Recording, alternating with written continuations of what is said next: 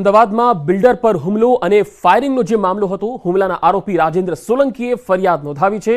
Builder Upendrasinh Chavda વિરુદ્ધ ફરિયાદ નોંધાવી છે। બોપલ પોલીસે ગુનો નોંધીને તપાસ હાથ ધરી છે। અમદાવાદમાં બિલ્ડર પર હુમલો અને ફાયરિંગનો જે મામલો પ્રકાશમાં આવ્યો હતો, હુમલાના આરોપી રાજેન્દ્ર સોલંકીએ ફરિયાદ નોંધાવી। બિલ્ડર ઉપેન્દ્રસિંહ ચાવડા વિરુદ્ધ આ ફરિયાદ નોંધાવી છે। બોપલ પોલીસે ગુનો નોંધી આ સમગ્ર મામલામાં હવે તપાસ હાથ ધરી છે।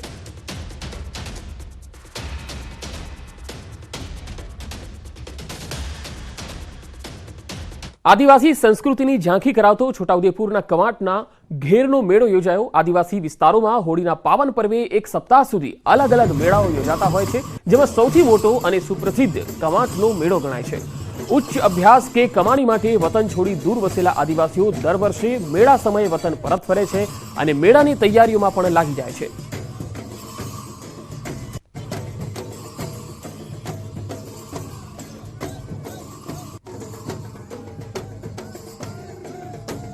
पांच दिवस ने अमे पावणी राखो छो अने 5 दिवस ने अंदर अमारा गाम ने अंदर मेळो रमे ने 5 दिवस पछी अमे नाहवानो अमे पूजा पाठ करीने पछी अमे छूटी मांगीए छे। वर्ष दरमियान लीधेली बाधाओं पूर्ण थता आदिवासी लोको गरैयाओनो वेश धारण करी दान मांगे छे, जेने गोठ कहेवाय छे। आ रकमथी बाधाओं अने मान्यतानी विधि पूर्ण थाय छे। मेळामां आदिवासी लोको ढोल, नगारा अने बावाना ताले घूघरा बांधी टीमली नृत्य करे छे, जे आकर्षणनुं केंद्र बने छे। मेळाने जोवा देश विदेशथी सહેલાણીઓ आवे छे।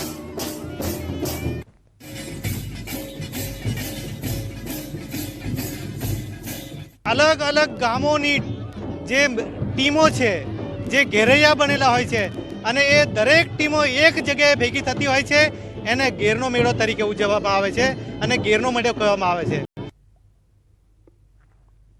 आ वखते घेरैयाना मेळामां राजकीय रंग पण जोवा मळ्यो। मेळामां कोंग्रेसना प्रदेश अध्यक्ष शक्तिसिंह गोहिल, कोंग्रेसना लोकसभा उम्मीदवार सुखराम राठवा अने आप उम्मीदवार चैत्र वसावा चूंटणीने लई प्रचार करता जोवा मळ्या। तो बीजी तरफ भाजपना उम्मीदवार जसु राठवा पण नारायण राठवा सहितना नेताओ पण मेळानो आनंद माणता अने चूंटणी प्रचार करता जोवा मळ्या।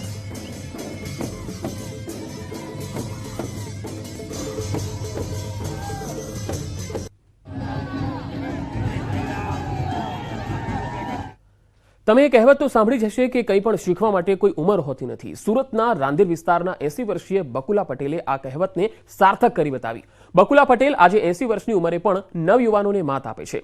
વર્ષ 2005 થી 58 વર્ષની ઉંમરે બકુલા પટેલને સ્વિમિંગ સહિત અન્ય રમતગમત ક્ષેત્રે રુચિ જાગી અને ત્યારથી માંડીને હમણાં સુધી બકુલા પટેલે રાષ્ટ્રીય અને આંતરરાષ્ટ્રીય સ્તરે યોજાયેલ સ્વિમિંગ, એથ્લેટિક્સ સહિતની અલગ અલગ સ્પર્ધાઓમાં ભાગ લઈ 530 જેટલા મેડલો ઉપરાંત સર્ટિફિકેટ હાંસલ કરી એક અનોખી સિદ્ધિ પ્રાપ્ત કરી છે। આજની યુવા પેઢીને અધરસ્તા વચ્ચે હિંમત હારી જતા હોય છે અને એવા યુવાનો માટે સુરતના બકુલા પટેલ પ્રેરણા સ્ત્રોત બન્યા છે। જર્ની સ્ટાર્ટ તો મારા હસબન્ડ મારી 50 વર્ષની ઉંમરે ગુજરી ગયેલા, એટલે ત્યાર પછી હું એકલી પડી। દીકરીના દીકરાઓને બધાને મેં નેશનલમાં મેડલિસ્ટ કર્યા। 3 વર્ષના હતા ત્યાંથી રમાડવાની શરૂઆત કરેલી। એ લોકો બધા નેશનલ મેડલ લઈને પછી 12th પછી નીકળી ગયા। પછી હું એકલી પડી, ત્યારે મારી ઉંમર 58-59 વર્ષ થઈ ગઈ। એટલે ત્યાર પછી મેં એથ્લેટિક્સ રમવાની શરૂઆત કરી। પણ મને એમ કે જમીન પર તો સૌ કોઈ ચાલે છે, દોડે છે, બાળક બી જમીન પર પેદા થાય છે। સચિન તેંડુલકર સદી બી જમીન પર કરે છે, તો મારે એવી રમત નથી રમવી। મારે એવી રમત રમવી છે કે જમીનને હાથ પગ ન લાગે। તો સ્વિમિંગ મને ખ્યાલ આવ્યો કે સ્વિમિંગ એવી વસ્તુ છે। દરિયાઈ સુરક્ષા માટે અતિ મહત્વ ધરાવતા ઓખા ખાતે હોવરક્રાફ્ટ મેન્ટેનન્સ ફેસિલિટીનું ઉદ્ઘાટન કરવામાં આવ્યું। આ ઉદ્ઘાટન ડિફેન્સ સચિવ ગિરધર અરમનીના હસ્તે કરવામાં આવ્યું। આ હોવરક્રાફ્ટ ઓખા, જખો, કચ્છના અખાતમાં અને છીછરા પાણીમાં અને ગુજરાતના દરિયાકાંઠાના ભેજવાળા પ્રદેશોમાં સર્વેલન્સ જાળવવા માટે મદદરૂપ થશે। આ કાર્યક્રમમાં વિવિધ ઉચ્ચ સ્તરીય અધિકારીઓ હાજર રહ્યા। ड्रग ट्रैफिक कंट्रोल के लिए coast guard, Indian navy, border security force और नार्कोटिक कंट्रोल ब्यूरो साथ साथ काम कर रहे हैं। नेवी से कोऑर्डिनेट करके दूर दूर तक पाकिस्तान कोस्ट तक और जहां से आ रहा है वहां तक पहुंचने में जो भी कैपेबिलिटीज़ चाहिए वो अक्वायर करने में वो जुटे हुए हैं। પંચમહાલમાં સ્ટ્રોબેરી પકવતા ખેડૂતોની હાલત કફોડી બની। ખેડૂતોએ વાવેતર પદ્ધતિમાં બદલાવ લાવવા માટે પ્રયાસ કર્યો છે।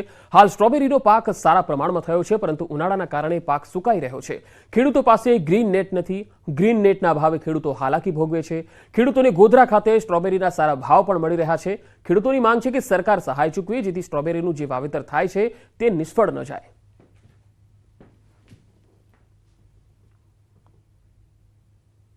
સ્ટ્રોબેરીમાં થોડું ઘણું નુકસાન થાય છે, કારણ કે ગરમીને લીધે હું નેટ નથી મારી શકી, એટલે મારે છોડવા થોડા સુકાઈ જાય છે। કે ગોધરા વેચાણ કરો તો સારું રહેશે, તો અમે ગોધરા મોકલાવતા હતા। એમાં અમને 30 રૂપિયા જેટલું બોક્સના ગણતા હતા, તો અમે એમાં પણ સારી આવક થઈ હતી। અને અત્યારે હાલમાં અમારે સ્ટ્રોબેરીની ખેતી કરી છે, એ પણ ખાવામાં ગુણકારી અને બહુ મજબૂત છે, કે જે એમાં સરકાર બી બધાને સહાય આપે, વધારે કરે અને ખેડૂતો પણ બધી સારી રીતે ખેતી કરે અને એમાં પણ પૈસા થોડા વધારો કરી આપે સરકાર, એવી આશા રાખીને। સ્ટ્રોબેરી જ્યારે ત્યારે ગોધરામાંથી લાવવી પડતી, અત્યારે અમારા ગામમાં જ મળી જાય છે અને બધાને પણ સાનુકૂળતાથી મળી રહે એવી।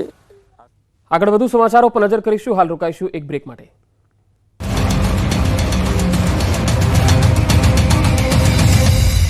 अच्छी जॉब के लिए કોંગ્રેસે પણ જોરશોરથી ચૂંટણી પ્રચાર શરૂ કર્યો। હિંમતનગરમાં કોંગ્રેસ કાર્યકર્તાઓનો સંવાદ કાર્યક્રમ યોજાયો।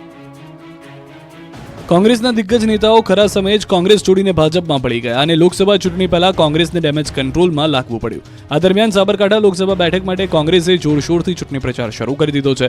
હિંમતનગરમાં કોંગ્રેસ કાર્યકર્તાઓનો સંવાદ કાર્યક્રમ યોજાયો, જેમાં કોંગ્રેસના ઉમેદવાર તુષાર ચૌધરી, પૂર્વ પ્રદેશ પ્રમુખ જગદીશ ઠાકોર અને મોટી સંખ્યામાં કોંગ્રેસના કાર્યકર્તાઓ ઉપસ્થિત રહ્યા। કોંગ્રેસ નેતાઓએ કાર્યકરોને ચૂંટણીની રણનીતિ અને પ્રચાર પ્રસાર માટે માર્ગદર્શન આપ્યું। કાર્યક્રમમાં જગદીશ ઠાકોરે ભાજપ પર આકરા પ્રહાર કર્યા। કહ્યું, નેતાઓનો વાણી વિલાસ ભાજપને પતન તરફ લઈ જઈ રહ્યો છે। કાર્યક્રમ દરમિયાન આગામી સમયમાં પ્રચાર પ્રસાર કેવી રીતે કરવો તેમજ પ્રજા વચ્ચે કયા મુદ્દાઓને લઈને જવું તે વિશેષની માહિતી ચર્ચા બેઠક દરમિયાન કરવામાં આવી। લોકસભાની ચૂંટણી પહેલા ગાંધીનગર મહાનગરપાલિકા કોંગ્રેસ મુક્ત બની। કોંગ્રેસના 2 કોર્પોરેટરોએ પણ રાજીનામા કરી દીધા। ફક્ત 2 જ કોર્પોરેટરો હતા અને હવે બંનેએ રાજીનામા ધરી દેતા ગાંધીનગર મનપામાં કોંગ્રેસના સુપડા સાફ થઈ ગયા। લોકસભા ચૂંટણી પહેલા સંગઠન ક્ષેત્રે કોંગ્રેસને એક બાદ એક નુકસાન થઈ રહ્યું છે। કોંગ્રેસના 2 કોર્પોરેટરે રાજીનામું આપતા ગાંધીનગર મહાનગરપાલિકા કોંગ્રેસ મુક્ત બની છે।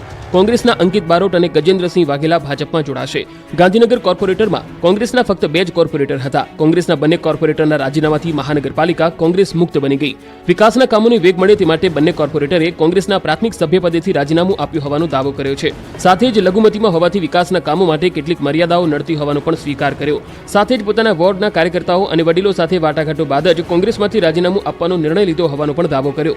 મનપાની વાત કરીએ તો ગાંધીનગર મનપાની કુલ 44 બેઠકોમાંથી 41 ભાજપ પાસે છે અને કોંગ્રેસ પાસે 2 બેઠકો હતી, પરંતુ કોંગ્રેસના 2 કોર્પોરેટર અંકિત બારોટ અને ગજેન્દ્રસિંહ વાઘેલાએ પણ રાજીનામું આપી દેતા ચૂંટણી પહેલા કોંગ્રેસના કાંગરા ખરી ગયા।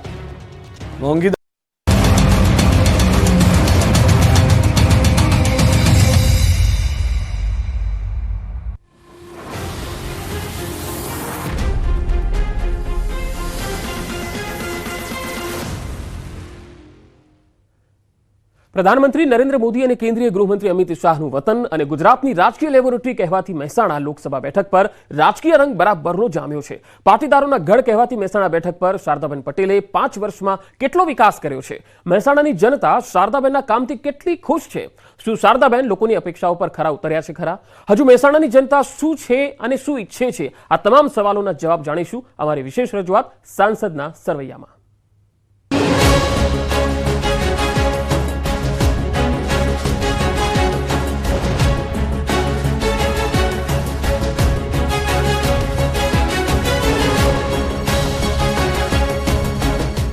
સમગ્ર રાજ્યમાં રાજકીય લેબોરેટરી તરીકે ઓળખાતી બેઠક એટલે મહેસાણા લોકસભા બેઠક। પ્રધાનમંત્રી નરેન્દ્ર મોદી અને કેન્દ્રીય ગૃહમંત્રી અમિત શાહનું વતન મહેસાણા બેઠકમાં આવે એટલે હાઈ પ્રોફાઇલ બેઠકમાં ગણના થાય। મહેસાણા બેઠક પાટીદારોનો ગઢ છે। 14માંથી 9 સાંસદ પાટીદાર રહી ચૂક્યા છે। 1952 થી અત્યાર સુધી થયેલી ચૂંટણીઓમાં 9 વાર ભાજપના ઉમેદવારો જીત્યા છે, જ્યારે કે કોંગ્રેસ 3 વાર જીત મેળવી શક્યું છે। 2009 થી સતત અહીં ભાજપનો દબદબો છે। 1984 થી 1996 સુધી ભાજપે સતત જીત મેળવી. જો કે વર્ષ 1999 અને વર્ષ 2004ની લોકસભા ચૂંટણીમાં ભાજપે મહેસાણા લોકસભા સીટ ગુમાવવી પડી હતી. વર્ષ 1984માં યોજાયેલી લોકસભા ચૂંટણીમાં સમગ્ર દેશમાં જ્યારે ભાજપની લોકસભામાં 2 સીટ આવી હતી, તેમાંથી 1 સીટ મહેસાણા લોકસભા સીટ હતી. મહેસાણા લોકસભા સીટ પરથી A.K. પટેલે ભાજપને જીત અપાવી. A.K. પટેલ મહેસાણા સીટ પરથી 5 વાર ચૂંટણી જીત્યા. આ ઉપરાંત આ સીટ પરથી 3 મહિલાઓ પણ સાંસદ બની છે. 2019 લોકસભાની ચૂંટણીમાં ભાજપના શારદાબેન પટેલનો કોંગ્રેસના A.J. પટેલ સામે વિજય થયો. શારદાબેને 2,81,519 મતથી A.J. પટેલને હરાવ્યા. પશુપાલન અને ખેતી પર નિર્ભર મહેસાણા લોકસભા બેઠકની અંદર વિધાનસભાની કુલ 7 બેઠકો આવે છે. મહેસાણા જિલ્લાની 6 બેઠક અને 1 ગાંધીનગર જિલ્લાની બેઠકનો સમાવેશ થાય છે, જેમાં ઊંઝા, વિસનગર, બેચરાજી, કડી, મહેસાણા, વિજાપુર અને માણસાનો સમાવેશ થાય છે. 7માંથી 6 બેઠક પર ભાજપનો કબજો છે અને વિજાપુરથી કોંગ્રેસના ઉમેદવારે રાજીનામું આપતા ત્યાં પેટા ચૂંટણી યોજાવાની છે. પાટીદાર અનામત આંદોલનનું એપી સેન્ટર રહેલા મહેસાણા લોકસભા બેઠકમાં 75% વસ્તી ગ્રામીણ છે, 25% શહેરી વસ્તી છે. મહેસાણા લોકસભા બેઠકમાં કુલ 17,60,766 મતદારો છે, જેમાંથી પુરુષ મતદારો 9,07,713, મહિલા મતદારોની સંખ્યા 8,52,996, 57 થર્ડ જેન્ડર મતદારો છે. 18 થી 19 વર્ષના 45,720 નવા મતદારો પ્રથમ વખત મતદાન કરશે.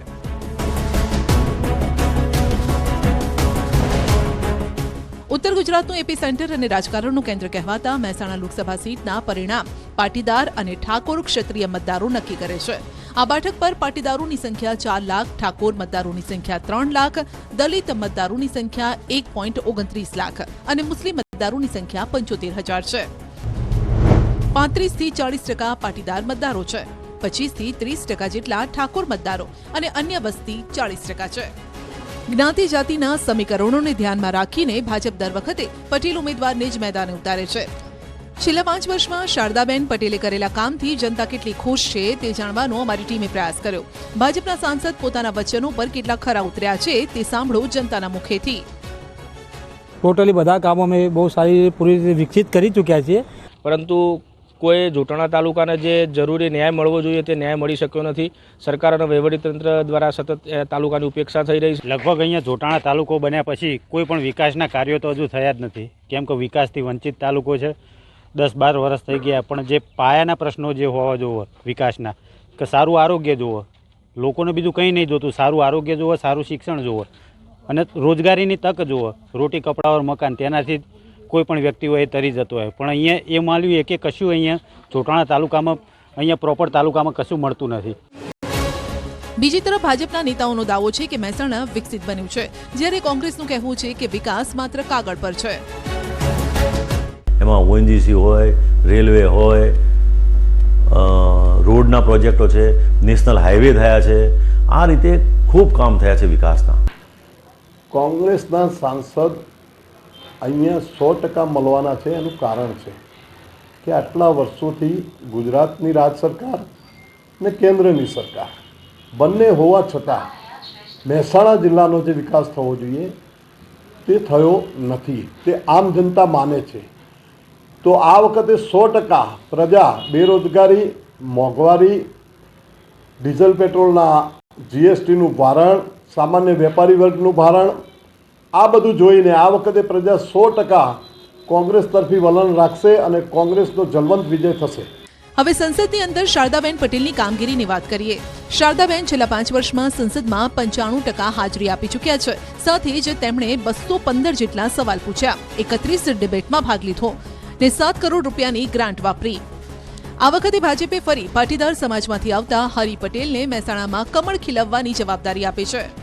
અને રાજકારણના વિકાસના કાર્યો દ્વારા લોકસેવાનું આખું મહાઅભિયાન પણ અમે આદરેલું છે અને એ પવિત્ર ફળરૂપી કમળ અમે દિલ્હી મહેસાણાનું ચોક્કસ મોદી સાહેબના ત્યાં ચરણોમાં અમે મૂકવાના છે અને આ જ મહેસાણા જિલ્લાનો સર્વાંગી વિકાસ થાય, મહેસાણા લોકસભાના માણસા સાથે સર્વાંગી વિકાસ થાય, અમારા પૂરા પ્રયત્ન. રાજકીય વિશેષજ્ઞોના મતે મહેસાણા ભાજપનો કિલ્લો આ વખતે પણ કોંગ્રેસ નહીં તોડી શકે. કોંગ્રેસ છે ને બહુ જૂથબંધીમાં વેચાઈ ગયેલી પાર્ટી છે. લાસ્ટ વીકમાં જ્યારે વાડીનાથ ફંક્શનમાં શક્તિસિંહ આવ્યા ત્યારે રીતસરનું જૂથબંધી દેખાતી હતી. કોંગ્રેસના કેટલાક સક્રિય સભ્યો એવા છે કે જે પાર્ટીને સમર્પિત છે, કેટલાક કોંગ્રેસના સક્રિય સભ્યો એવા છે કે જે માત્ર ને માત્ર વ્યક્તિને સમર્પિત છે.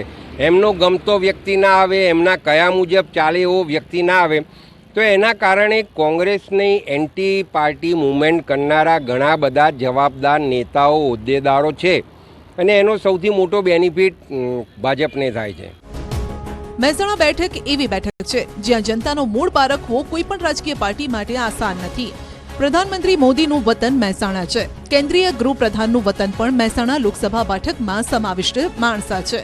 એટલે કે આ બેઠક પર ભાજપના ઉમેદવારે ફક્ત જીતવાનું નથી, પરંતુ વધુ મતોની લીડ સાથે જીતવાનું છે. ત્યારે ઉમેદવારની જવાબદારી પણ વધી જાય છે.